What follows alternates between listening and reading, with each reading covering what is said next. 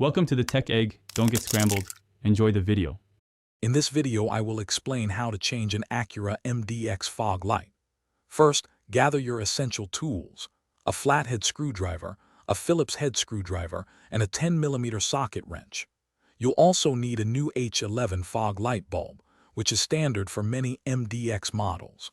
Always handle the new bulb with gloves to prevent skin oils from shortening its lifespan. Having everything ready makes the process smooth and efficient.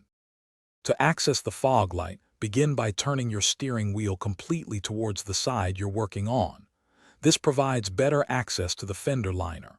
Next, locate and remove two Phillips head screws and two 10mm bolts securing the fender liner. Once these fasteners are out, gently pull back the fender liner.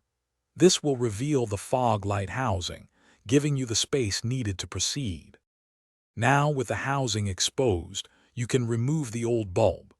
Twist the bulb counterclockwise about 1/4 of a turn to unlock it from its socket. Then, carefully disconnect the electrical connector by pressing the small tab and pulling it straight off. Take your new H11 bulb, ensuring you're wearing gloves, and connect the electrical harness.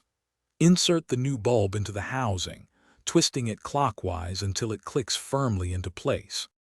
With the new bulb installed, it's time to reassemble everything.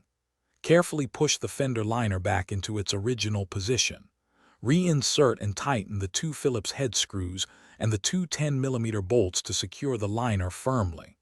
Finally, turn on your vehicle and test the new fog light to confirm it's working properly. Don't forget to check the description for a link to some fantastic darn tough socks and other great deals. Your new fog light should now be shining brightly. Thanks for watching. Consider subscribing if I helped unscramble your problems.